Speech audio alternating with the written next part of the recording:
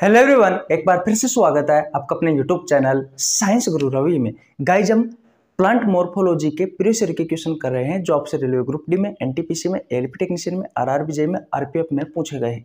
आप सभी को पता है प्लांट मॉर्फोलॉजी वाले चैप्टर में हम जड़ से संबंधित महत्वपूर्ण प्रश्न कर चुके जो आपसे रेलवे में पूछे गए हैं। पत्तियों से संबंधित महत्वपूर्ण प्रश्न कर चुके जो आपसे रेलवे में पूछे गए हैं। तना से संबंधित महत्वपूर्ण प्रश्न कर चुके जो आपसे आपकी प्रतियोगी परीक्षाओं में अर्थात रेलवे में पूछे गए हैं। आज की क्लास बहुत ज़्यादा इंपॉर्टेंट होने वाली है क्योंकि इस वीडियो में मैं आपको करवाने वाला हूं पुष्प से संबंधित महत्वपूर्ण प्रश्न जो आपसे रेलवे ग्रुप डी में, एनटीपीसी में, एलपी टेक्नीशियन में, आरआरबी में 2016 से लेकर के 2024 तक जितने भी क्वेश्चन पूछे गए हैं वो सभी क्वेश्चन मैं आपको करवाने वाला हूं। और आप सभी तो जानते हो हम किस तरीके से क्वेश्चनों को हल करते हैं, क्वेश्चन कम करते हैं, उससे ज़्यादा कॉन्सेप्ट सीखते हैं। लेकिन आज के इस वीडियो में मैं आपको कॉन्सेप्ट के साथ में बहुत ज़्यादा क्वेश्चन करवाने वाला हूं, इसलिए वीडियो को शुरू से लेकर के एंड तक देखना। अगर आप शुरू से लेकर के एंड तक देखते हो तो आज के बाद में आपको पुष्प किसी अन्य जगह से पढ़ने की आवश्यकता नहीं है। बिल्कुल जीरो लेवल से लेकर के हाई लेवल तक पढ़ाने वाला हूँ। छोटी से छोटी चीज़ से लेकर के बड़ी से बड़ी चीज़ तक पढ़ाने वाला हूँ। सब कुछ समझ में आएगा, बस आपको वीडियो को शुरू से लेकर के एंड तक देखना है। चैनल पर नए तो मेरे भाई चैनल को सब्सक्राइब कर लेना, बेल आइकन को प्रेस कर लेना ताकि आपके पास हमारी वीडियो का नोटिफिकेशन टाइम टू टाइम पहुँच सके। देखिए, चैप्टर का नाम लिख देता हूँ।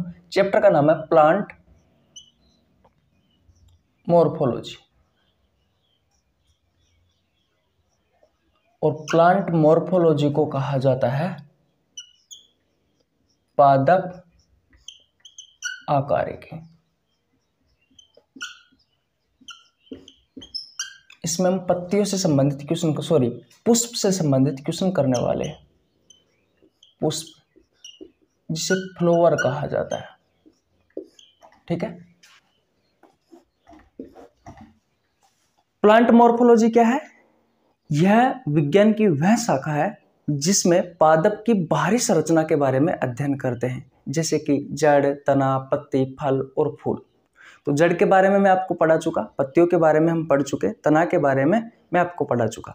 आज हम पुष्प अर्थात फूल से संबंधित या फ्लावर भी कह सकते हो, फ्लावर से संबंधित जितने भी क्वेश्चन आपसे आपके एग्जाम में पूछे जाते हैं वो सभी क्वेश्चन करने वाले हैं। एक क्वेश्चन देखना भैया, मजा आ जाएगा।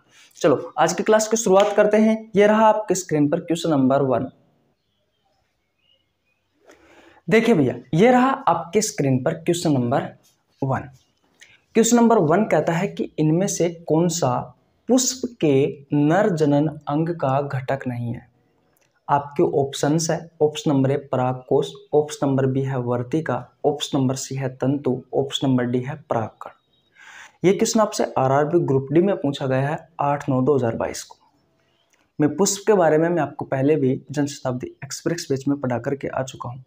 वहाँ पर मैंने 4 लेक्चर लिए थे लगभग 40-40 मिनट के। तो अगर आपने वो क्लासें नहीं देखी है तो जाकर के देख लेना। जन शताब्दी एक्सप्रेस बैच जो है उसकी शुरुआत मैंने 1 फरवरी से की थी और वो स्पेशली रेलवे वाले बच्चों के लिए 2016 से लेकर के 2023 तक जितने भी क्वेश्चन पूछे गए हैं वो सभी क्वेश्चन मैंने आपको चैप्टर वाइज उस पेज में करवाए हैं।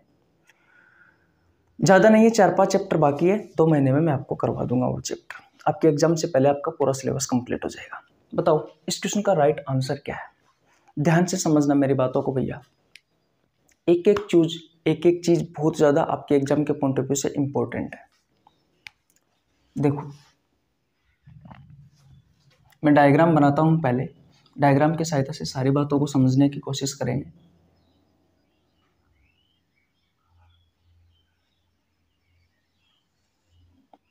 डायग्राम की सहायता से सारी बातों को समझने की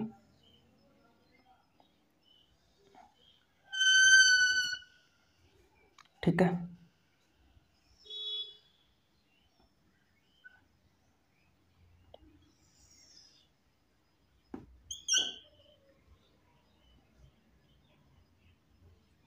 सारी बात समझ में आ जाएगी, बस 2 मिनट ध्यान से मैं समझाऊंगा, आपको अच्छे से समझाऊंगा। पहले मैं बना लेता हूं।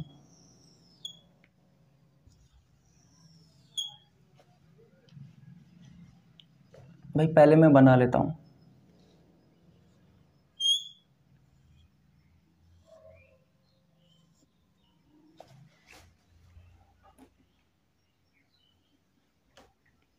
पहले मैं बना लेता हूं।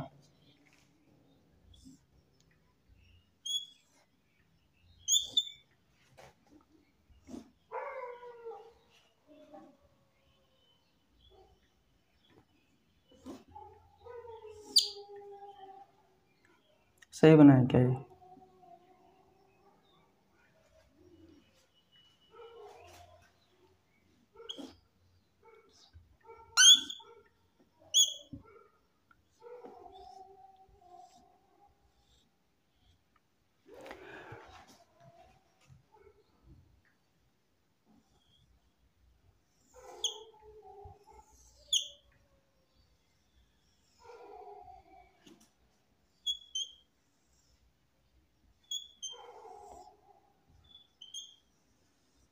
देखो भैया, ये चित्र आपको किसका दिखाई दे रहा है?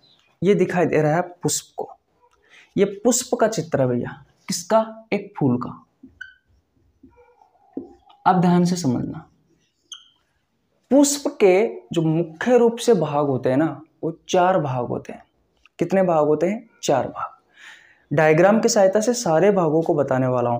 पुष्प के कितने भाग होते हैं? 4 भाग होते हैं।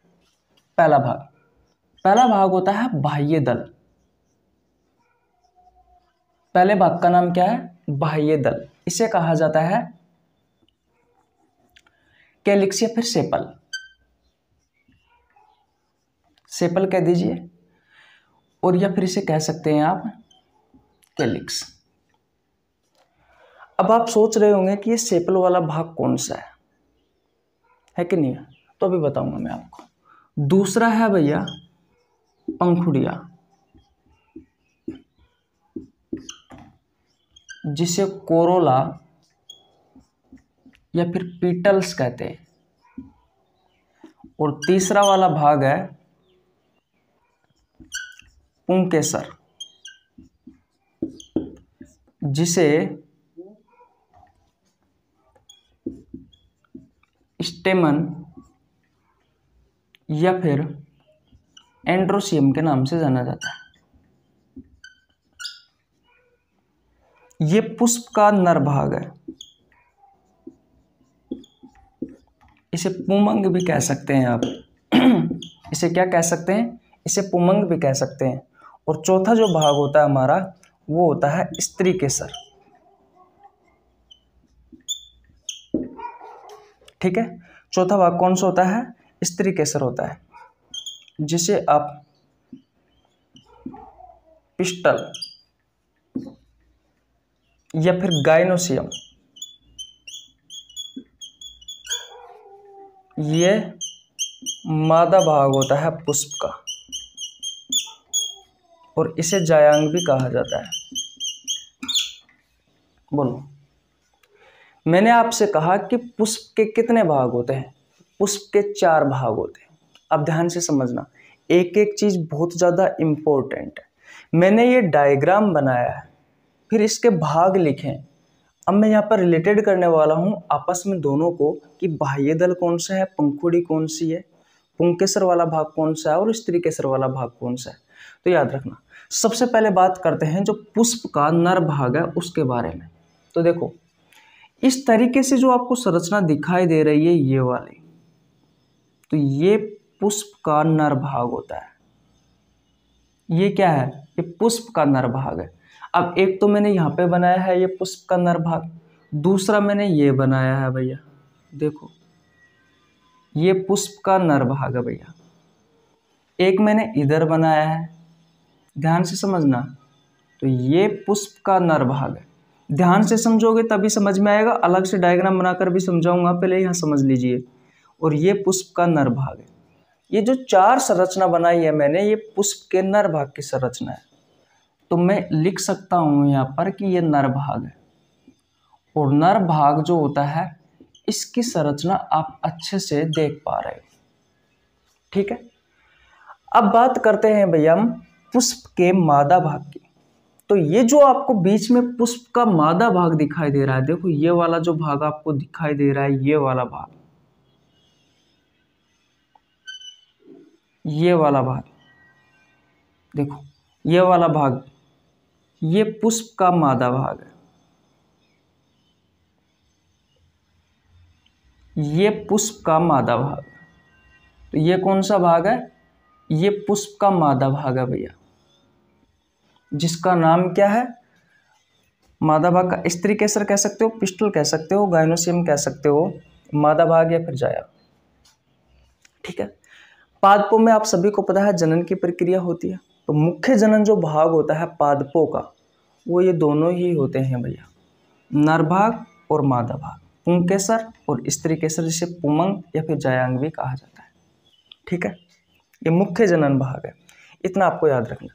उसके बाद में मैंने एक यहाँ पर कुछ इस तरीके से चीजें बनाई है। देखो ये वाली मैंने एक तो ये बनाया था, उसके अलावा फिर मैंने ये बनाया था, फिर मैंने ये बनाया था, और उसके बाद में मैंने ये बनाया था।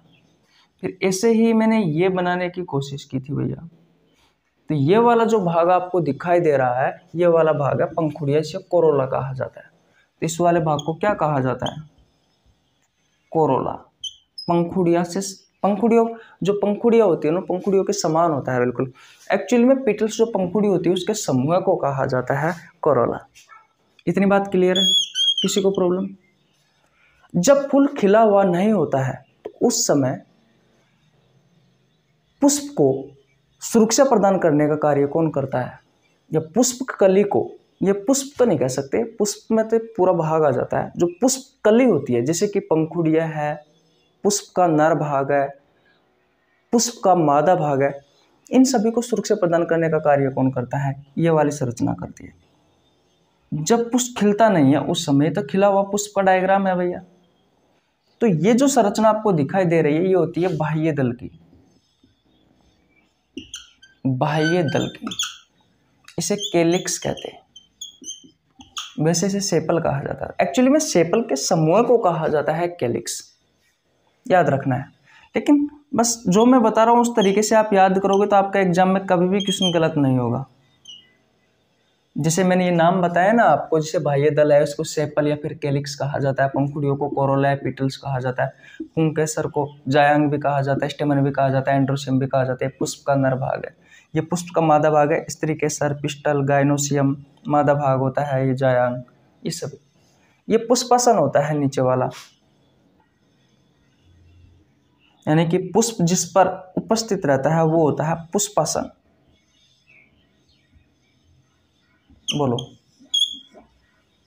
किसी को कोई प्रॉब्लम है? तक जल्दी जल्दी बता दो भैया, नहीं होनी चाहिए।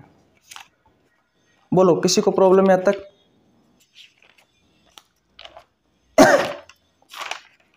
जल्दी जल्दी बताओ, वीडियो को लाइक कर दो भैया अगर आपको समझ में आ गया है तो। एक छोटा सा कमेंट भी कर सकते हो। किसी को प्रॉब्लम? चलो भैया आगे चलते हैं। देखो यहाँ से अच्छे अच्छे क्वेश्चन निकल कर आएंगे भैया। जैसे मैं समझा रहा हूँ ना आपको, वैसे समझोगे ना तो आपको बहुत अच्छे से समझ में आएंगे। अब देखो, हमने यहाँ पर बाह्य दल, दल भी कह सकते हो, पंखुड़िया भी कह सकते हो, पुंकेसर और स्त्री केसर, इन चारों की संरचना देखी। इसके अलावा पुष्पासन भी हमने देखा जिस पर पुष्प उपस्थित होता है कि नहीं है? ये डायग्राम देखा। अब हम पुष्प के नर भाग के बारे में पढ़ेंगे और पुष्प के मादा भाग के बारे में पढ़ेंगे, है कि भाई? नर भाग की संरचना के बारे में अलग पढ़ेंगे और मादा भाग की संरचना के बारे में अलग पढ़ेंगे, तभी तो आप इस प्रकार के प्रश्न का आंसर दे पाओगे। अगर आपको पुष्प के नर भाग की संरचना के बारे में नहीं पता है और मादा भाग की संरचना के बारे में नहीं पता है तो फिर आप कैसे आंसर दे पाओगे? देखो ध्यान से समझ लेना, स्क्रीनशॉट ले लेना। मैं मिटा देता हूँ, पहले मैं हट जाता हूँ, स्क्रीनशॉट ले लीजिए। अब देखो भैया, मिटा दो इसको, ओके। अब देखो, जैसे मैंने ये पुष्प का नर भाग बनाया है सेम वैसे ही मैं बनाऊंगा, और जैसे मैंने पुष्प के मादा भाग का डायग्राम बनाया है वैसे ही मैं आपको बनाऊंगा और भैया इनके नाम लिखवाऊंगा कि कौन से भाग को किस नाम से जाना जाता है। देखो अब सबसे पहले हम पुष्प के नर भाग के बारे में समझते हैं। तो पुष्प का जो नर भाग होता है ना, उसके 3 भाग होते हैं। देखो अब हम किसका डायग्राम बना रहे हैं? पुंकेसर का, एंड्रोसियम का। तो मैंने कुछ इस तरीके से बनाया था भैया, कुछ इस तरीके से बनाया था मैंने भाई। पुष्प का जो नर भाग है उस नर भाग की संरचना मैंने कुछ इस तरीके से बनाई थी। ऊपर आपको जो थैलीनुमा जो संरचना दिखाई दे रही है, ये वाली, इस संरचना को कहा जाता है एंथर, यानी कि परागकोश, ठीक है। और इस पराग कोश में सफेद रंग का पाउडर के समान दाने नुमा एक संरचना होती है जो इसमें भरी हुई होती है। ऐसे उस संरचना को कहा जाता है परागकण अर्थात पोलिन ग्रेन्स। जो चीजें सिखा रहा हूं ना मेरे भाई, इनको ध्यान से समझ लेना, क्योंकि सबसे ज्यादा जो क्वेश्चन पूछे गए हैं आपसे रेलवे में, अभी मैं आपको क्वेश्चन करवाऊंगा, ये तो एक ही क्वेश्चन है, इससे संबंधित ना जाने मेरे पास कितने क्वेश्चन है, वो सभी क्वेश्चन करवाऊंगा। और ये नीचे वाली जो संरचना आपको दिखाई दे रही है, ये वाली, इसे कहा जाता है फिलामेंट। देखो भैया, अपन को तो सीधी सी बात है, टाइम देना पड़ेगा। टाइम दोगे तो एक भी क्वेश्चन नहीं छूटेगा, ये मेरी गारंटी है। इस वाले भाग को कहा जाता है तंतु। तो ये नर पुष्प की संरचना है। नर पुष्प के 3 भाग होते हैं, एक होता है फिलामेंट, दूसरा होता है एंथर परागकोश और तीसरा होता है परागकण पोलिन ग्रेन्स। ठीक है, अब मैं आपको पुष्प के मादा भाग की संरचना बता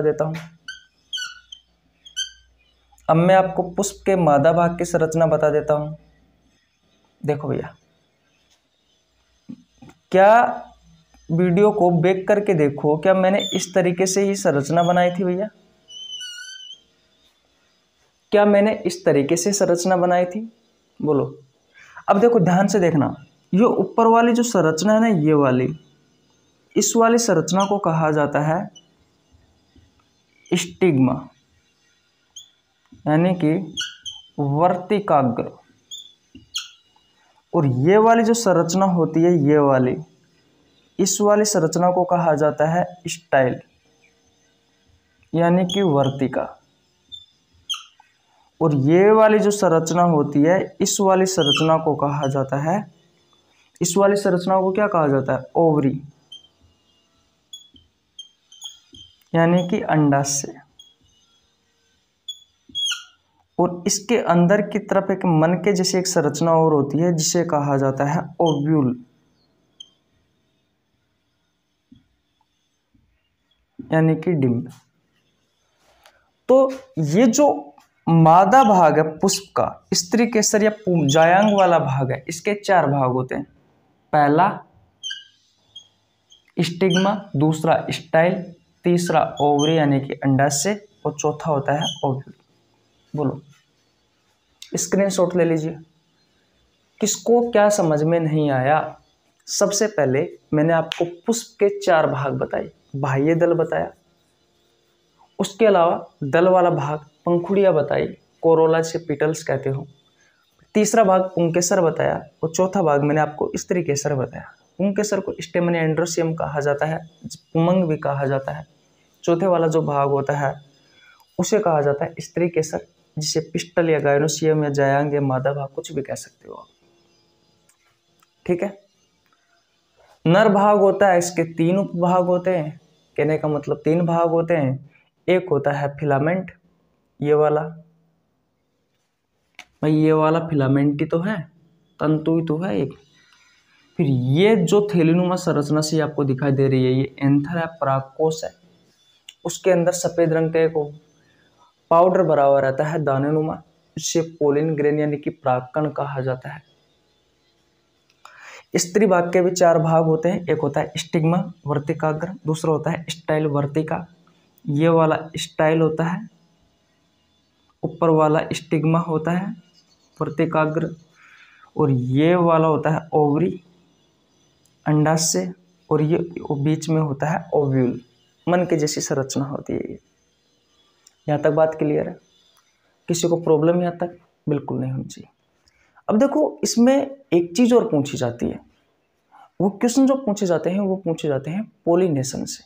चलो मैं पोलिनेशन के बारे में आपको बाद में बता दूंगा, पहले इन्हें मिटा दिया जाए। मिटाते नहीं है, पहले एक क्वेश्चन करते हैं। इनमें से कौन सा पुष्प के नर जनन अंग का, अब पुष्प का नर जनन अंग कौन सा है? तो पुंकेसर है भैया। स्टेमन एंड्रोसियम नर भाग है, पुमंग है। मैंने आपसे कहा था कि ये जो दोनों है ये पुष्प के मुख्य जनन भाग है। तो नर जनन भाग तो ये हो गया भाई, नर जनन भाग या नर जनन अंग तो ये हो गया। कौन सा, ये पुमंग, पुंकेसर, स्टेमनी, एंड्रोसियम। और मादा जनन भाग कौन सा हो गया, तो ये हो गया भैया मादा जनन भाग, यानी कि मादा में जनन में भाग लेने वाले अंग ये है इस तरीके से, और नर में जनन में भाग लेने वाला जो अंग है वो एंड्रोसियम है, पुंकेसर है। इसके तीन भाग, इसके 3 भाग है और इसके 4 भाग है। नर जनन अंग के 3 अंग होते हैं और मादा जनन अंग के 4 भाग होते हैं या 4 अंग होते हैं, ठीक है। तो इनमें से कौन सा पुष्प के नर जनन अंग का घटक नहीं है। अब देखो, पराग कोश के बारे में मैंने आपको बताया है, ये रहा पराग कोश। उसके बाद में मैंने आपको तंतु के बारे में बताया है, तो ये तंतु रहा। उसके बाद में हम बात करते हैं परागकण की, तो परागकण के बारे में मैंने आपको बताया है, ये रहा। तो ये तीनों जो है वो पुष्प के नर भाग है। तो आपसे क्वेश्चन पूछा गया है कि निम्न में से कौन सा पुष्प के नर जनन अंग का घटक नहीं है, तो आपका राइट आंसर हो जाएगा ऑप्शन नंबर बी, वर्तिका। बोलो। और ये सिंपल सी चीजें आपसे आरआरबी ग्रुप डी में पूछी गई है 8/9/2022 को, 8/9/2022 को। बोलो किसको प्रॉब्लम है, यहाँ तक नहीं है ना। अब फटाफट मैं क्वेश्चन लिखता हूँ और उसका आंसर आपको देना है। चले आगे, ठीक है। ऐसे भैया आपके रेलवे में बहुत सारे क्वेश्चन पूछे गए हैं, यहाँ तक तो बात क्लियर है ना आपकी। ओके, आगे चले। ओके भैया, देखिए भैया, ये रहा क्वेश्चन नंबर 2। क्वेश्चन नंबर 2 कहता है कि इनमें से कौन सा पुष्प का मादा जनन अंग है।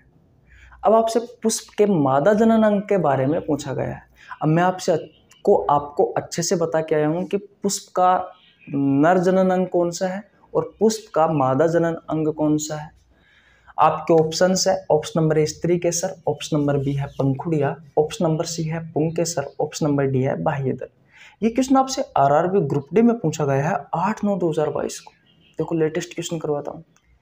अभी मैं जो आपको क्वेश्चन करवाता हूँ कम्युनिटी पोस्ट में और टेलीग्राम चैनल पर। आप में से अगर कोई भाई नया है तो मैं उनको बता दूँ कि टेलीग्राम चैनल है अपना, आपको नीचे लिंक डिस्क्रिप्शन में मिल जाएगा, जाकर के ज्वाइन कर लेना। उस पर मैं आपको चैप्टर वाइज रेलवे के क्वेश्चन करवा रहा हूँ, चाहे वो रेलवे ग्रुप टी हो, एनटीपीसी हो, एलपी टेक्नीशियन हो, आरआरबी हो, आरपीएफ हो। फिलहाल वर्तमान के टाइम पे मैं आपको ब्लड सर्कुलेटरी सिस्टम वाले चैप्टर के प्रीवियस ईयर क्वेश्चन करवा रहा हूँ। उससे पहले हमने टेलीग्राम चैनल पर डाइजेस्टिव सिस्टम कंप्लीट किया था।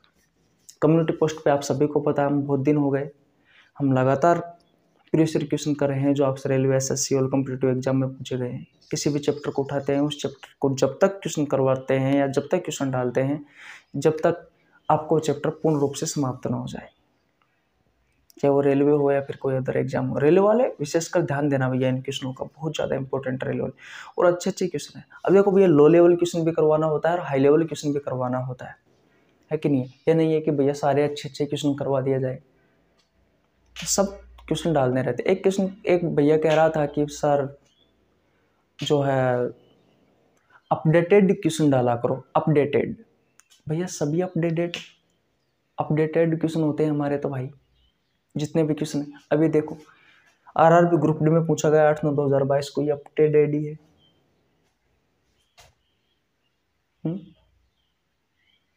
अच्छा क्वेश्चन ही तो है, नया क्वेश्चन ही तो है भैया, लेटेस्ट क्वेश्चन है यार भैया। अब आपको पता नहीं क्या समझ में आता है। टेलीग्राम चैनल ज्वाइन कर लेना। कम्युनिटी पोस्ट में मैं रोज 10 क्वेश्चन डालता हूँ। सुबह 4 बजे से हमारे क्वेश्चन स्टार्ट हो जाते हैं, 4 बजे से लेकर के रात को 10 बजे तक चलते हैं। हर 2 घंटे में आते हैं, सुबह 4, 6, 8, 10, 12, फिर 2, 4, 6, 8, 10 ऐसे चलते हैं, ठीक है। बताइए इस क्वेश्चन का राइट आंसर क्या होगा। इस तरीके से पंखुड़िया, पुंकेसर, बाह्यदल आरआरबी ग्रुप डी में पूछा गया 8/9/2022 को। तो ये 7 चीजें याद करनी है। जो मादा जनन अंग है उसके तो ये 4 भाग आपको याद करने हैं, है कि नहीं है। और भैया जो पुष्प का नर भाग है, यानी कि जो नर जनन अंग है, उसके ये 3 भाग याद करने। 3 भाग याद हो गए। जो डंडी है, तंतु है, वो फिलामेंट है। जो थैली है, एंथर परागकोश है और इसमें परागकण भरे हुए रहते हैं, पोलन ग्रेन्स, ये नर जनन भाग हो गया। मादा जनन अंग के 4 भाग होते हैं। योग पर ये जो टोपी है, इस टोपी को कहा जाता है स्टिग्मा वर्तिकाग्र। इसे कहा जाता है स्टाइल, आप स्टाइल में रहते हो ना, वो वाला, इसे वर्तिका कहा जाता है। नीचे वाला ये जो आपको गोल गोल सा दिखाई दे रहा है, ये ओवरी है, अंडाशय। अंडाशय से तो आप बहुत अच्छे वाकिफ होंगे। इसके अंदर ओव्यूल पाया जाता है, डिम पाया जाता है। बस ये 7 चीजें याद रखनी है। और पुष्प के मुख्य रूप से 4 भाग आपको याद करने हैं, जिसमें से एक बाह्य दल होता है, इसे पंखुड़िया भी हम कहते हैं। एक पुंकेसर होता है, एक किस तरीके से होता है, तो पुष्प का नर भाग पूछे तो पुंकेसर है, और पुष्प का मादा भाग पूछे तो स्त्री केसर है। अब देखो ये क्वेश्चन पूछा गया है कि इनमें से कौन सा पुष्प का मादा जनन अंग है, तो भैया स्त्री केसर होगा। आरआरबी ग्रुप डी में पूछा गया है 8/9/2022 को। तो नर जनन अंग कौन सा है, तो ये नर जनन अंग है पुष्प का, बताया था मैंने आपको पहले। अब देखो डायरेक्ट आपसे आजकल क्या है, ट्रेंड चला हुआ है आपके एग्जाम में, तो क्वेश्चन डायरेक्ट आपसे डायग्राम बनाकर पूछता है कि ए को क्या कहा जाता है, बी को क्या कहा जाता है, सी को क्या कहा जाता है, डी को क्या कहा जाता है। तो मैं आपको एक क्वेश्चन करवाता हूं, पहले आप स्क्रीनशॉट ले लीजिए। ले लिया आपने स्क्रीनशॉट? ओके, देखिए भैया ये रहा आपके स्क्रीन पर क्वेश्चन नंबर 3। क्वेश्चन नंबर 3 आपसे पूछा गया आरआरबी ग्रुप डी में 5/9/2022 को। क्वेश्चन नंबर 3 कहता है कि निम्नलिखित के लिए सही लेबल की पहचान करें। ये डायग्राम पूछा गया है ए का, बी का और सी का, ए बी सी का नाम पूछा गया। अलग अलग ऑप्शन दिए हुए थे भैया, ए में कुछ था, बी में कुछ था, सी में कुछ था, डी में कुछ था। सब में ए और बी और सी के अलग अलग नाम दिए गए थे। लेकिन अब भैया ऑप्शन लिखने से मतलब नहीं है, क्योंकि हमारे पास इतना टाइम नहीं है कि हम ऑप्शन लिखें फिर आपको समझाए, है कि नहीं है। हम चाहते हैं कि कम से कम समय में आपको अधिक से अधिक जानकारी मिल सके, और हमारा तो फर्ज यही बनता है कि आपके जितने क्वेश्चन हो सके उतने क्वेश्चन हम सही करवाए। आपको जो चीज़ सिखाए वो कॉन्सेप्ट के साथ में चीज़ सिखाए। आप सभी को पता है मैं आपको क्वेश्चन 4-5 करवाता हूँ, लेकिन 4-5 क्वेश्चन में मैं 1 घंटा लगा देता हूँ भैया। क्यों लगा देता हूँ? ताकि आपको कॉन्सेप्ट समझ में आए, क्योंकि अगर आप कॉन्सेप्ट पर काम करते हो ना भैया फिर कोई दिक्कत वाली बात नहीं है। इसलिए हर हमेशा कॉन्सेप्ट पर काम करा करो, जितना हो सके कॉन्सेप्ट सीखो। उससे कैसे भी क्वेश्चन पूछे काहे फर्क पड़ता है भाई। भाई कॉन्सेप्ट अगर आपको क्लियर है तो किसी भी क्वेश्चन पूछ सकता है एग्जामिनर, कोई दिक्कत नहीं है हमें, तो याद रखना है। बताइए अब आपको स्पष्ट रूप से दिखाई दे रहा है कि ये जो डायग्राम है, ये डायग्राम हम पिछले 2 बार पढ़ चुके हैं, पिछले कहीं 15-20 मिनट में। गलत कह रहा हूं क्या मैं? 25 मिनट की क्लास हुई है, इस 25 मिनट के क्लास में इस डायग्राम को हम 2 बार पढ़ चुके हैं। एक ये आपकी स्क्रीन पर रहा, और एक बार जब मैंने आपको पुष्प का डायग्राम बनाया था तो वहां पर भी मैं आपको बता के आ चुका। तो मैंने आपसे कहा था कि ये जो ऊपर वाला भाग है, इस ऊपर वाले भाग को स्टिग्मा कहा जाता है, यानी कि वर्तिकाग्र कहा जाता है। बी वाले भाग को, इस वाले भाग को क्या कहा जाता है? इस वाले भाग को कहा जाता है स्टाइल, और इस वाले भाग को ओवरी। और अगर आपको अंदर भी कुछ बना के देता तो उस वाले भाग को क्या बोलते हम? इसको बोलते भैया हम ओव्यूल। बोलो। स्टाइल को वर्तिका कहा जाता है, ओवरी को अंडाशय कहा जाता है, और इसे हम बीजांड कहते हैं। बोलो। तो अब लिख सकते हैं हम, अब ए और बी सी का नाम लिख सकते हैं। तो देखो ए बराबर स्टिग्मा, बी बराबर स्टाइल, और सी बराबर ओवरी। ये तीनों हमारे राइट आंसर होंगे भैया। तो आजकल देखो रेलवे ग्रुप डी में जो है वो अच्छे अच्छे क्वेश्चन पूछे जाते हैं, अच्छे अच्छे लेवल के क्वेश्चन पूछे जाते हैं। याद रखना मेरे भाई, जैसे कि नेफ्रॉन की संरचना है, न्यूरॉन की संरचना है, नर जनन अंग की संरचना है, मादा जनन अंग की संरचना है कि नहीं है। तो ये कुछ ऐसी संरचनाएं हैं जिनका डायग्राम के बारे में आपको पता होना जरूरी है, क्योंकि डायरेक्ट डायग्राम देकर आपसे उनके भागों के बारे में पूछ सकते हैं, जैसे कि ये क्वेश्चन पूछा गया।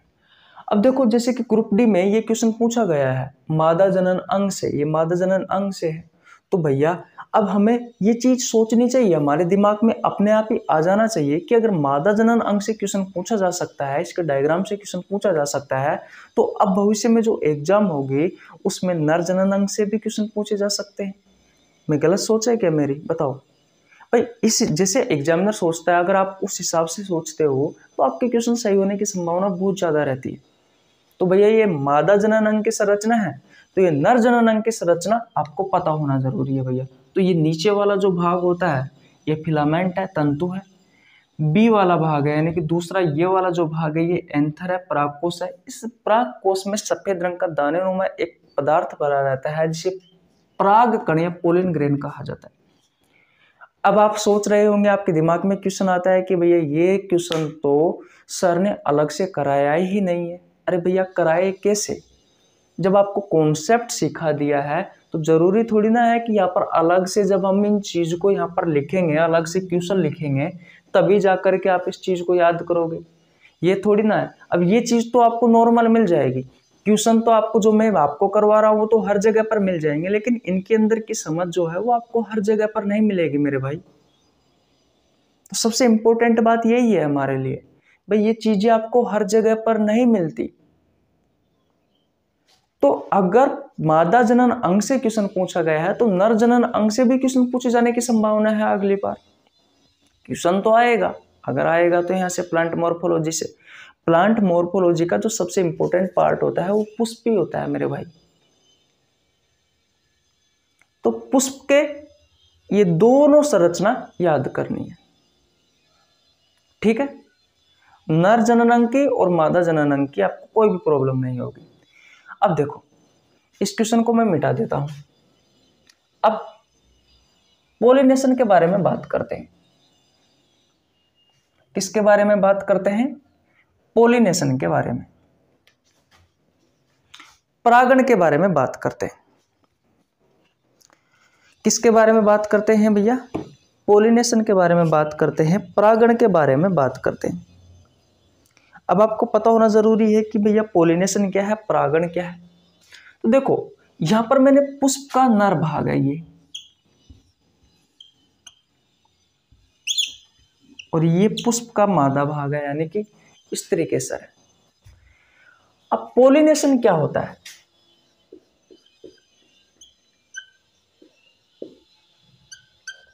पोलिनेशन, परागण। देखो ये दोनों चीज अलग अलग है। ये पोलिन ग्रेन है, इसे परागकण कहते हैं, और ये पोलिनेशन है यानी कि परागण है। ध्यान से समझना, क्योंकि यहाँ से जो चीजें मैं आपको सिखाने वाला हूँ, यहाँ से मैं जो चीजें आपको सिखाने वाला हूँ वो आपके एग्जाम के पॉइंट ऑफ व्यू से बहुत ज्यादा इंपॉर्टेंट है। सॉरी। और यहाँ से आपके एग्जाम में क्वेश्चन भी पूछे गए हैं मेरे भाई। भाई आपके एग्जाम में यहाँ से अच्छे अच्छे क्वेश्चन भी पूछे गए। जिसे फर्टिलाइजेशन होता है ना, निषेचन होता है, जिसमें आप सभी को पता है नर युग्मक और मादा युग्मक जो है वो आपस में जुड़ते हैं, उन दोनों के बीच में फर्टिलाइजेशन की प्रोसेस होती है, और युग्मनज में जायगोट का निर्माण होता है। फिर युग्मनज में जायगोट में कोशिका विभाजन होता है और उससे एक नए जीव का निर्माण होता है। पढ़ा होगा आपने सभी। वैसे ही पादपों में जो निषेचन की प्रक्रिया होती है उसे आप पोलिनेशन कह सकते हो, परागण कह सकते हो। इसी परागण की सहायता से ही पादपों में नए पादप का निर्माण होता है, ठीक है। अब देखो भैया मैंने ये तो आपको बता दिया कि ये जो पुंकेसर है ये क्या है, ये नर जनन अंग है, ये नर जनन अंग है। मेरी बातों को ध्यान से सुनोगे तभी आपको समझ में आएगा, नहीं तो वैसे समझ में नहीं आएगा। और ये क्या है, ये मादा जनन अंग है, ये मादा जनन अंग है। अब देखो पोलिनेशन क्या होता है, परागण क्या होता है। तो ये जो पराग कण है ना, पराग कण, इसे पोलिन ग्रेन कहा जाता है। इन पराग कणों का नर पुष्प से मादा पुष्प के इस स्टिग्मा वर्तिकाग्र तक पहुंचना ही क्या कहलाता है, पोलिनेशन कहलाता है, परागण कहलाता है। तो मैंने आपसे कहा था कि ये जो पोलिन ग्रेन होता है, जो परागकण होता है, ये दाने नुमा एक संरचना होती है सफेद रंग की, बोलो इसे ही कहा था। तो इस पराग कण का, इस पोलिन ग्रेन का पुष्प के नर भाग से कहां पे पहुंचना, मादा पुष्प के वर्तिकाग्र वाले भाग तक पहुंचना। बोलो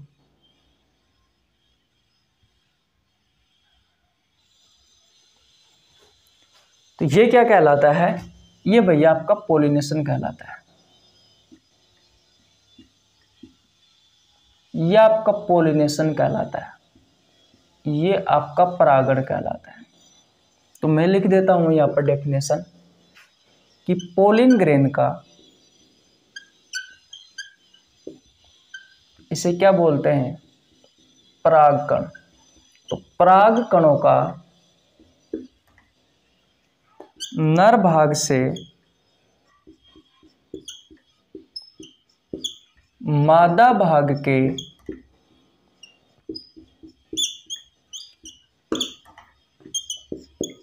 स्टिग्मा यानी कि वर्तिकाग्र तक पहुंचना। बोलो, जो चीजें मैंने आपको समझाई है क्या वही चीजें मैंने यहाँ पे लिखी है क्या? ये पोलिन ग्रेन्स है, ये पोलिन ग्रेन्स पुष्प का नर भाग का एक भाग है, यानी कि नर जनन अंग का एक भाग है। तो नर जनन भाग से यानी कि नर भाग से, पुष्प के नर भाग से इन परागकण का यानी कि पोलिन ग्रेन्स का मादा भाग के स्टिग्मा वर्तिकाग्र तक पहुंचने की जो प्रोसेस होती है उसे पोलिनेशन कहा जाता है, उसे परागकण कहा जाता है। अब ये पोलिनेशन अलग अलग जीवों के द्वारा हो सकता है, जैसे कि ये पक्षियों के द्वारा हो सकता है, ये मानव के द्वारा हो सकता है, ये हवा के द्वारा हो सकता है, ये पानी के द्वारा हो सकता है, ये कीट के द्वारा हो सकता है, ये सांप के द्वारा हो सकता है, बहुत सारी चीज़ों के द्वारा हो सकता है भैया।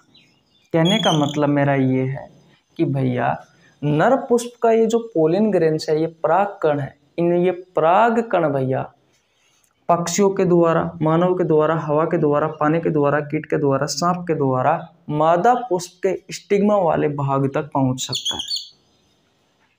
ठीक है, तो इस प्रोसेस को क्या कहा जाता है? पोलिनेशन कहा जाता है। अब यहाँ से भैया अच्छे अच्छे क्वेश्चन पूछे जाते हैं, यहाँ से अच्छे अच्छे क्वेश्चन पूछे जाते हैं, लेकिन उससे के पहले मैं आपको और कुछ चीज़ों के बारे में बताना चाहता हूँ। जैसे कि अगर ये परागकण यानी कि ये पोलिन ग्रेन्स है, ये पोलिन ग्रेन्स मादा वाले भाग तक तो पहुंच गया, तो मैंने आपसे कहा है कि इन पोलिन ग्रेन्स यानी कि परागकणों का स्टिग्मा वाले भाग तक पहुंचना ही क्या कहलाता है? पोलिनेशन कहलाता है। अब ध्यान से समझना मेरी बातों को कि अगर ये पोलिन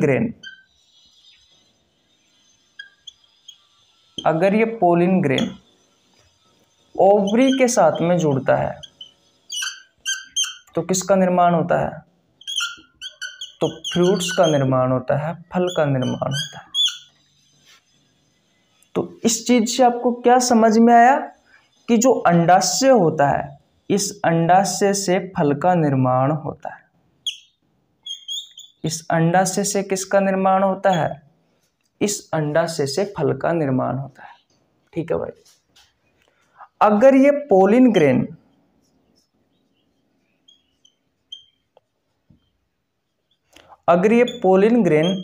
ओव्यूल के साथ में जुड़ता है या ओव्यूल के साथ में फर्टिलाइजेशन यानी कि पोलिनेशन होता है, तो भैया सीड का निर्माण होता है, यानी कि बीज का निर्माण होता है। तो इस ओव्यूल से किसका निर्माण होगा? बीज का निर्माण। ठीक है, किसी को प्रॉब्लम यहाँ तक? बिल्कुल नहीं होनी चाहिए। और देखो, और देखो भैया, और देखो भैया,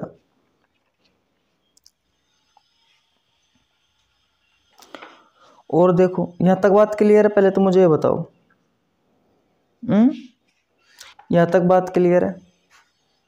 यहाँ तक बात क्लियर है? चलो और बाद में देखेंगे, पहले बताओ इतनी बात क्लियर है? पोलिनेशन आपको समझ में आ गया, परागण आपको समझ में आ गया कि पोलिन ग्रेन्स यानी कि परागकणों का नर भाग से मादा भाग के स्टिग्मा यानी कि वर्तिकाग्र तक पहुंचना क्या कहलाता है? पोलिनेशन कहलाता है, परागण कहलाता है। ये परागण किस किस के द्वारा संभव है? तो पक्षियों के द्वारा हो सकता है, मानव के द्वारा हो सकता है, हवा के द्वारा हो सकता है, पक्षियों के द्वारा हो सकता है, पानी के द्वारा हो सकता है, कीट के द्वारा हो सकता है, सांप के द्वारा हो सकता है। अगर ये पोलिन ग्रेन ओवरी यानी कि अंडाशय के साथ में जुड़ता है, यानी कि पोलिन ग्रेन्स अगर ये पराग कण अंडाशय के साथ में जोड़ते हैं तो फ्रूट्स का निर्माण होता है। अगर ये पोलन ग्रेन्स ओव्यूल यानी कि बीजांड के साथ में जोड़ते हैं तो सीड का निर्माण होता है। देखो मैं आपको लिख देता हूं, ओवरी अंडाशय को कहा जाता है, ठीक है, और ओव्यूल्स बीजांड को कहा जाता है, ठीक है। तो आपसे क्वेश्चन पूछा जाए कि मादा पुष्प के ओवरी से किसका निर्माण होता है, तो फल का निर्माण होता है। अगर आपसे क्वेश्चन पूछा जाए कि मादा पुष्प के ओव्यूल यानी कि डिंब से किसका निर्माण होता है, तो बीज का निर्माण होता है। ये इंपॉर्टेंट है। ये जो मैं बातें बोल रहा हूँ डायरेक्ट आपसे आपके एग्जाम में पूछे जाने वाली बातें हैं मेरे भाई, इसलिए इनको हल्के में मत लेना, इसलिए इनको हल्के में मत लेना। ये दोनों चीज आपके एग्जाम के पॉइंट ऑफ व्यू से बहुत ज़्यादा इंपॉर्टेंट है। बोलो यहाँ तक की बात क्लियर है? चलो इससे संबंधित मैं आपको एक क्वेश्चन करवाता हूँ, करें? यहाँ तक समझ में आ रहा है तो वीडियो को लाइक करो भैया। देखो जो अच्छी चीज़ें होती हैं, देखो पता है मेरा क्या रूल है, जो बच्चों को जो चीज़ें समझ में नहीं आती है ना, उस चीज़ को मैं पहले पढ़ाता हूँ और जो आसान होता है उसको मैं बाद में पढ़ाता हूँ। क्योंकि हमारा जो दिमाग है ना, अगर आप ध्यान से पढ़ते हो तो कुछ समय के पश्चात थक जाता है। तो शुरुआत में एनर्जी रहती है, अगर उस टाइम पे अगर आप अच्छी चीज़ों को सीख लेते हो तो वो चीज़ें आपके दिमाग में बैठ जाती है। और एक बार एनर्जी डाउन हो गई, आपका दिमाग थक गया, तो फिर भैया वो चीज़ें जो होती है ना, अच्छी अच्छी चीज़ें, वो आपके दिमाग में बैठ नहीं पाती है। अब देखो कितने अच्छे तरीके से बिल्कुल आसान भाषा में हम चीज़ों को सीख रहे हैं। जिंदगी में कभी नहीं बोलोगे कि भैया पोलिनेशन क्या होता है, किस किस के द्वारा संभव है, फल का निर्माण कैसे होता है, बीज का निर्माण कैसे होता है, छिलके का निर्माण कैसे होता है। मैं आपको और बता देता हूँ कि ओवरी के चारों ओर ओवरी को सुरक्षा प्रदान करने के लिए एक ओवरी वॉल होती है। क्या होती है? ओवरी वॉल होती है, ओवरी वॉल। इसे कहा जाता है अंडाशय भित्ति। और ये जो अंडाशय भित्ति होती है ना, इस अंडाशय भित्ति से ही किसका निर्माण होता है? छिलके का निर्माण होता है, किसी फल के छिलके का। तो ओवरी से फल का निर्माण हो गया, अंडाशय भित्ति यानी कि ओवरी वॉल से छिलके का निर्माण हो गया, और ओव्यूल डिंब से बीज का निर्माण हो गया। ठीक है, किसी को प्रॉब्लम यहाँ तक? बिल्कुल नहीं होनी चाहिए। अब आगे चलते हैं भैया। अब मैं आपको बता देता हूँ, मेरे पास एक दो क्वेश्चन है तो हम रिवीजन कर लेते हैं एक क्वेश्चन का, फिर आपको अगला कॉन्सेप्ट सिखाएंगे। तो स्क्रीनशॉट ले लिया आपने? ओके भैया। देखो भैया, ये रहा आपकी स्क्रीन पर क्वेश्चन नंबर 4। क्वेश्चन नंबर 4 कहता है कि पुष्प का इनमें से कौन सा भाग निषेचन के बाद फल के रूप में विकसित होता है। ये क्वेश्चन आपसे भी 2022 में पूछा गया है, 1/9/2022 को RRB ग्रुप डी में। आपके ऑप्शन है, ऑप्शन नंबर ए स्त्री केसर, ऑप्शन नंबर बी है बीजांड, ऑप्शन नंबर सी है पंखुड़िया, ऑप्शन नंबर डी है अंडाशय। बताइए क्या होगा इसका राइट आंसर? अभी अभी मैं आपको बता के आया हूं कि ओवरी से किसका निर्माण होता है? ओवरी से फल का निर्माण होता है। ओवरी के चारों ओर ओवरी को सुरक्षा प्रदान करने के लिए इसके चारों ओर एक झिल्ली पाई जाती है, एक आवरण पाया जाता है, जिसे ओवरी वॉल कहा जाता है, अंडाशय भित्ति कहा जाता है। इस अंडाशय भित्ति से किसका निर्माण होता है? छिलके का, है कि नहीं? इस ओवरी के अंदर की तरफ मनके के समान आपको एक संरचना दिखाई दे रही है, छोटे मनके के समान। उस संरचना को कहा जाता है ओव्यूल डिंब, और इस डिंब को कहा जाता है, इस डिंब से निर्माण होता है बीज का। तो आपसे क्वेश्चन पूछा गया है कि निषेचन के बाद यानी कि पोलिनेशन के पश्चात फल के रूप में कौन विकसित होता है? तो बताओ फल के रूप में कौन विकसित होता है मेरे भाई? फल के रूप में होता है मेरे भाई विकसित कौन? अंडाशय। तो याद रखना, जो ओवरी होती है, इस ओवरी से फल का निर्माण होता है, यानी कि जो अंडाशय होता है, इस अंडाशय से फल का निर्माण होता है। दूसरा, जो ओव्यूल होता है यानी कि जो बीजांड होता है, उस बीजांड से बीज का निर्माण होता है। और तीसरा, जो ओवरी वॉल है यानी कि जो अंडाशय भित्ति है, तो इस अंडाशय भित्ति से किसका निर्माण होता है? छिलके का निर्माण होता है। किसका निर्माण होता है? छिलके का निर्माण होता है। दिखाई तो दे रहा है ना आपको? बोलो क्वेश्चन समझ में आया? क्या यहाँ तक की बातें क्लियर है? मैंने आपको देखो मेरे पास क्वेश्चनों का भंडार पड़ा हुआ है, लेकिन अब हमारे पास नहीं है उन सभी चीज़ों का रिवीजन करने का। मैंने आपको जनशताब्दी एक्सप्रेस में बहुत अच्छे से 4 क्लासों में ये चैप्टर करवाया था। पुष्प वाला पार्ट सिर्फ 4 क्लास में करवाया था। तो सोचो मैंने इस पुष्प के बारे में कितना पढ़ाया होगा।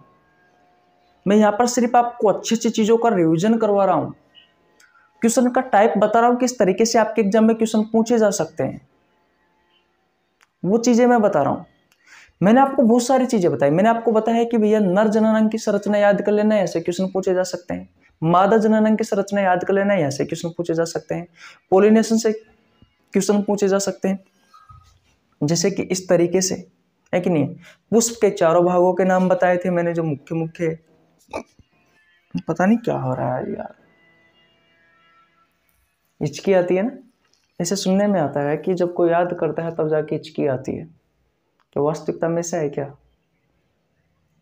मेरी तो किसी से बात भी नहीं होती भाई, कोई दोस्त भी नहीं है मेरा। तो मम्मी पापा है। पापा मेरे से कल मिल के गए थे, कल नहीं परसों मिल के गए थे। सिस्टर और जीजा जी भी आए हुए थे। मम्मी याद कर रही होगी पक्का, दशहरा है ना। हाँ, आप सभी को दशहरा की हार्दिक शुभकामनाएं। बिल्कुल सही है, आज मम्मी ज़रूर याद कर रही होगी। दशहरा ना, मम्मी भी सोच रही होगी कि यार रवि आ जाता तो अच्छा रहता। कोई ना, मैं भी मिस कर रहा हूँ, पर काम भी तो ज़रूरी है ना, दिवाली पे जाऊँगा। ठीक है यार, इमोशनल सा थोड़ा सा मम्मी की याद आ गई। चलो कोई ना, दिवाली पे मिल लूँगा मैं, जल्दी चला जाऊँगा। दिवाली पे 1-2 दिन की छुट्टी तो दोगे ना भैया? आप भी मिस क्या करो यार। सबसे ऊपर घर वाले हैं हमारे तो यार लाइफ में, और कोई किसी का नहीं है। पता है, जब भी आपको किसी चीज़ की ज़रूरत रहती है ना, तो मम्मी पापा से कुछ मांग के देखा है आज तक आपने? मांगा होगा तो जैसे कि अगर 5,000 रुपये मांगते हैं ना, तो 7,000 रुपये देते हैं। आगे से ही और बोलते हैं भैया खर्चा ना हो तो खर्चे ले लेना। स्टूडेंट है यार, हम भी तो स्टूडेंट ही है, देखा होगा स्टूडेंट का तो जो भी चीज़ है ना नेक्स्ट लेवल होती है यार। ये बचपन, ये मम्मी पापा का प्यार जिंदगी भर रहेगा। कुछ नहीं है भाई, अपने मम्मी पापा को खुश रखना है, लाइफ में कुछ अच्छा करना, ताकि मम्मी पापा गर्व से कह सके कि यार ये मेरा बेटा है, अच्छा काम किया है। लग जाओ नौकरी फटाफट, मेहनत मेरी भी चालू है, आप भी करो, मैं भी सेट, आप भी सेट। चलो स्क्रीनशॉट ले लीजिए और आगे कॉन्सेप्ट सीखते हैं, फूल से संबंधित है। चले आगे। ओके, देखो भैया आगे चलते हैं, चले आगे। चले आगे भैया। ओके, अब देखो पुष्प जो होता है ना, वो 2 प्रकार का होता है वैसे बेसिकली। अब तो मिटा दो इनको भैया, याद हो गया होगा। Stigma, style, ovary, ovule, pollen grains, anther, filament, याद है सब कुछ? अगर दोबारा यहाँ से कोई क्वेश्चन आएगा तो संरचना से क्वेश्चन तो कर सकते हो ना आप।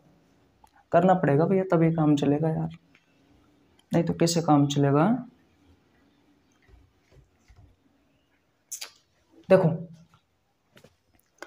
अगर सिंपल तरीके से समझोगे ना, तो आपके कॉन्सेप्ट भी अच्छे से क्लियर हो जाएंगे, है कि नहीं है, और क्वेश्चनों का आंसर भी हम अच्छे से दे पाएंगे। और रटने की कोशिश करोगे ना भैया, तो देखो मानता हूँ कि जब पहली बार आप पढ़ते हो ना किसी चीज़ को, तो आपको समझ में नहीं आता।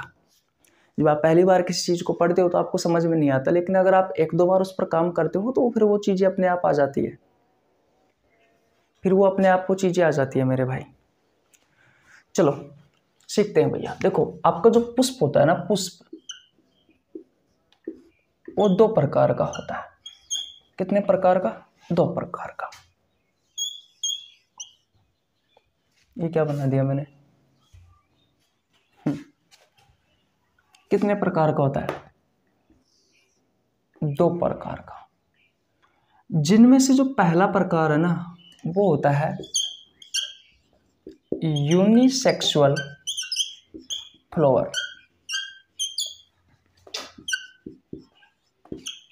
यानी कि एक लैंगिक पुष्प।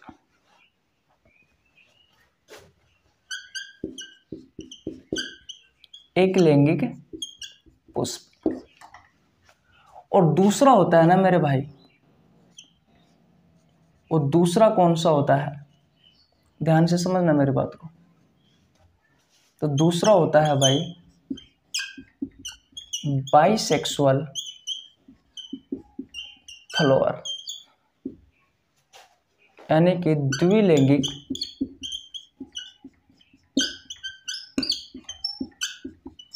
पुष्प।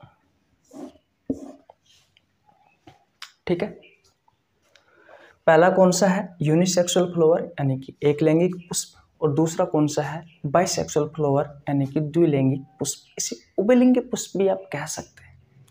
वैसे अलग होता है, बस आप तो ये चीज़ याद रखना, क्योंकि ज़्यादातर जो क्वेश्चन पूछे गए वो यहाँ से क्वेश्चन पूछेगा। अभी मैं आपको बताऊंगा कि उभयलिंगी पुष्प भी क्या होता है। पहले एक लैंगिक पुष्प और द्विलैंगिक पुष्प, देखो इसके बारे में समझते हैं। जैसे कि कोई एक पुष्प है भाई, एक पुष्प है, एक पुष्प है, तो इस पुष्प पर या तो पुष्प का नर भाग होगा, और नर भाग होता है उसे हम क्या कहते हैं, उस नर भाग को कहते हैं भैया हम पुमंग, है कि नहीं है, या पुंकेसर कह दो, बात ये है। या फिर मादा भाग होगा, या फिर उस पुष्प का मादा भाग होगा यानी कि जायांग होगा। तो दोनों में से कोई एक होगा, तो ऐसे पुष्प को कहा जाता है एक लैंगिक पुष्प यानी कि यूनिसेक्सुअल फ्लावर। बोलो, किसी को प्रॉब्लम बिल्कुल भी नहीं होनी चाहिए। मैंने आपसे कहा कि पुष्प दो प्रकार का होता है। मान लीजिए कोई एक पुष्प है, एक फ्लावर है, वन फ्लावर, एक पुष्प।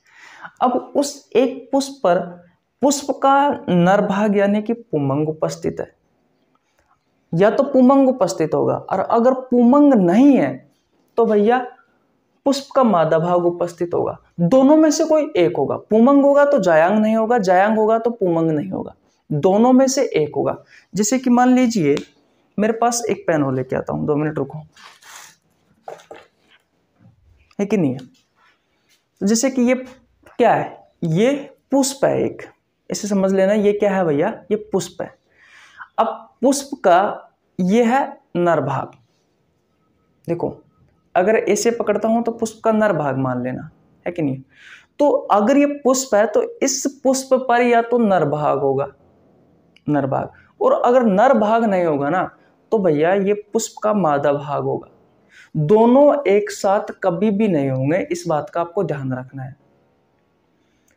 एक लैंगिक पुष्प में दोनों पुष्प एक साथ, एक ही पुष्प में दोनों पुष्प जो है वो एक साथ कभी भी नहीं होंगे, या तो पुष्प का मादा भाग होगा या फिर पुष्प का नर भाग होगा। एक पुष्प पर या तो पुष्प का नर भाग होगा या फिर पुष्प का मादा भाग होगा, दोनों में से एक भाग होगा। अब ऐसे कौन कौन से पुष्प है तो उसके उदाहरण से आपके एग्जाम में अच्छे लेवल के क्वेश्चन पूछे जाते हैं मेरे भाई, अच्छे लेवल के क्वेश्चन पूछे जाते हैं। देखिए उदाहरण, देखिए उदाहरण, उदाहरण ऐसे ही पढ़ते थे ना पहले हम, देखो उदाहरण, सही है, उदाहरण मैंने सही लिखा है। इसके उदाहरण है भैया नारियल का फूल, नारियल का फूल। इसके अलावा पपीता, इसके अलावा खीरा, इसके अलावा तरबूज, और इसके अलावा मक्का। ये सारे एग्जाम्पल याद कर लेना भाई, बहुत ज़्यादा इम्पोर्टेंट है। जिस तरीके से मैं आपको बता रहा हूँ तो आपको क्लास में याद हो जाता होगा भैया। याद होता है या नहीं होता, होता होगा। अब देखो बाइसेक्सुअल फ्लावर, द्विलैंगिक पुष्प क्या होता है। तो ये एक पुष्प है, मान लीजिए कोई ये एक पुष्प है, तो इस पुष्प पर क्या होगा कि यानी कि जो पुमंग है ये भी उपस्थित होगा, और जो जायांग है ये भी उपस्थित होगा। तो इस पर दोनों उपस्थित होते हैं। समझने की कोशिश करो, दोबारा पेन लेके आने दो, है कि नहीं है। तो ये तो हमने क्या माना था, पुष्प का नर भाग, और ये क्या माना था, पुष्प का मादा भाग। तो यूनिसेक्सुअल फ्लावर एक लैंगिक पुष्प पे हमने देखा कि या तो पुष्प का नर भाग होगा या फिर पुष्प का मादा भाग होगा, दोनों एक साथ नहीं होंगे। ऐसे पुष्प को कहा जाता है एक लैंगिक पुष्प, है कि नहीं है। एक पुष्प नर भाग होगा या फिर मादा भाग होगा। उदाहरण है नारियल का फूल, पपीता, खीरा, तरबूज, मक्का। यहां तक बात क्लियर है? बोलो, किसी को प्रॉब्लम यहां तक? बिल्कुल भी नहीं होनी चाहिए मेरे भाई। अब देखो पुष्प का दूसरा भाग देखिए, बाइसेक्सुअल फ्लावर द्विलैंगिक पुष्प। एक पुष्प पर पुमंग भी होगा और जायांग भी होगा, यानी कि पुष्प का नर भाग भी उपस्थित होगा और मादा भाग भी उपस्थित होगा। तो ये पुष्प का नर भाग है ये वाला, तो और ये वाला मादा भाग है भैया ये वाला। तो एक ही पुष्प पर पुष्प का नर भाग भी होगा और मादा भाग भी होगा। इससे पुष्प को कहा जाता है बाइसेक्सुअल फ्लावर, द्विलैंगिक पुष्प। ये पुष्प का पुमंग वाला भाग भी उपस्थित होगा इस पुष्प पर और जायांग वाला भाग भी उपस्थित होगा। अब देखो इसके उदाहरण देखिए, उदाहरण ये भी चल रहा है पेन तो यार। उदाहरण देखिए, उदाहरण है मेरे भाई लिली गुलाब। लिली गुलाब का नाम सुना है आपने? उसके अलावा गुड़हल, उसके अलावा सूरजमुखी, उसके अलावा सरसों।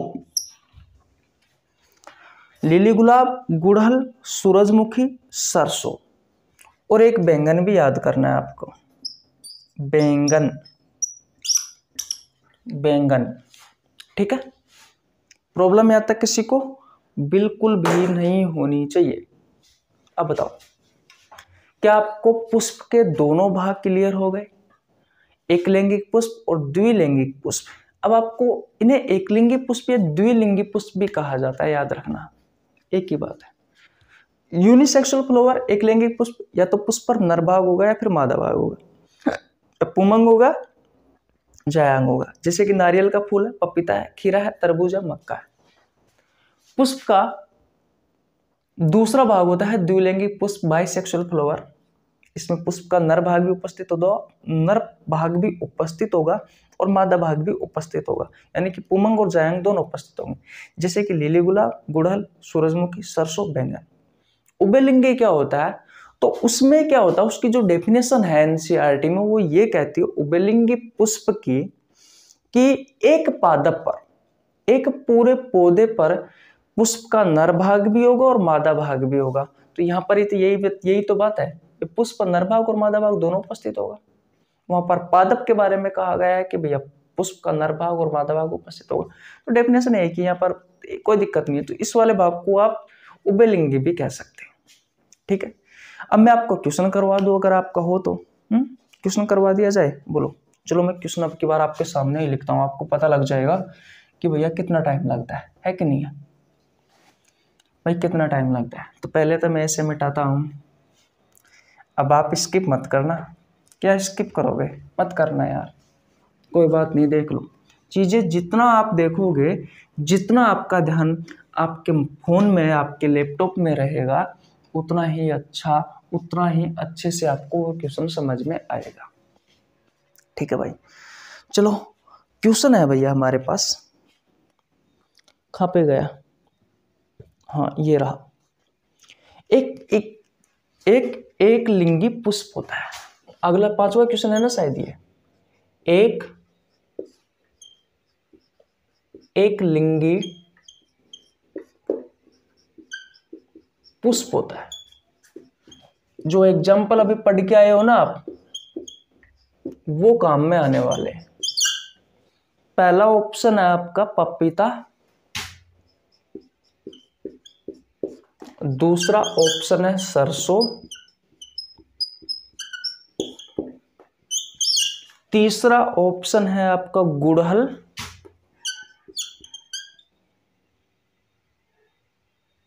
गुड़हल, और चौथा ऑप्शन है आपका सूरजमुखी। सूरजमुखी। और ये क्वेश्चन आपसे पूछा गया आरआरबी ग्रुप डी में। ये मैं आरआरबी ग्रुप डी के ही क्वेश्चन करवा रहा हूँ भैया, लेकिन ऐसा नहीं है कि सिर्फ ऐसे आरआरबी ग्रुप डी में ही पूछा गया। एएलपी टेक्नीशियन, एनटीपीसी, जेई में सब अच्छे अच्छे क्वेश्चन पूछे गए हैं। ये क्वेश्चन आपसे पूछा गया है 29, उसके अलावा 10/2018। बोलो अब बताओ इसका राइट आंसर क्या होगा। बोलो, पपीता, सरसों, गुड़हल या सूरजमुखी। बताओ, आंसर दो कमेंट बॉक्स में, जल्दी जल्दी बताओ इस क्वेश्चन का राइट आंसर क्या होगा। जल्दी जल्दी बताओ इस क्वेश्चन का राइट आंसर क्या होगा। आज दशहरा है ना भैया? दशहरा है। कोई भाई जयपुर से है क्या आप में से? अब वीडियो ही कितने देखते हो यार, काहे बात करनी। मैं जयपुर से हूँ भैया, मैं जयपुर ही रहता हूँ। आज दशहरा मैदान मालवीय नगर जयपुर में सेक्टर 9 में शाम को प्रोग्राम है। अपना एक दोस्त है, वही उस प्रोग्राम को करवा रहा है। 8-10 लाख रुपए का खर्चा किया है, उसमें जाना है भैया। शाम को 7 बजे से लेकर के 10 बजे तक का प्रोग्राम है। सुबह वीडियो शूट हो रही है, दिन में टेलीग्राम चैनल पर क्वेश्चन डालूंगा, तैयार रहना है कि नहीं है। और शाम को मस्त दशहरा मनाएंगे। बताओ क्या होगा इसका राइट आंसर। इसका राइट आंसर होगा भैया ऑप्शन नंबर ए, पपीता। क्या? पपीता। देखो मैंने आपको अच्छे से बताया था कि जो यूनिसेक्सुअल जो फ्लावर है, यानी कि एक लैंगिक पुष्प है, उसके उदाहरण कौन कौन से हैं। तो उसके उदाहरण मैंने आपको बताया था, पपीता है, नारियल का फूल है, तरबूज है, खीरा है और मक्का है। यही बताए थे मैंने। ओके, अब देखो भैया, बाइसेक्सुअल फ्लावर, यानी कि द्विलैंगिक जो पुष्प है, इसे उभयलैंगिक भी या उभयलिंगी भी कह सकते हो आप। कंफ्यूज नहीं होना है, दोनों एक ही बात है। इसके उदाहरण कौन कौन से हैं? तो सूरजमुखी,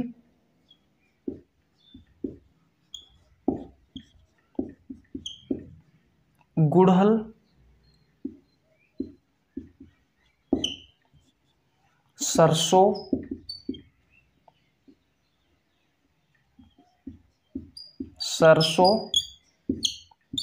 और सूरजमुखी, गुड़हल, सरसों, लिली गुलाब,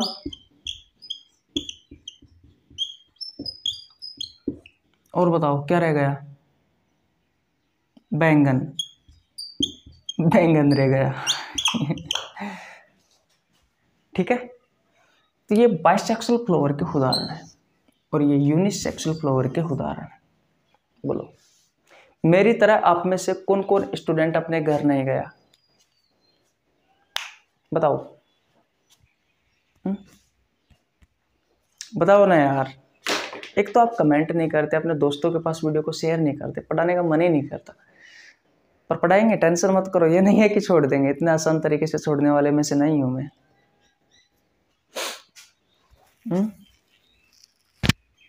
बताओ, कमेंट बॉक्स में बताना, और ये भी बताना आप कहाँ कहाँ के रहने वाले हो यार।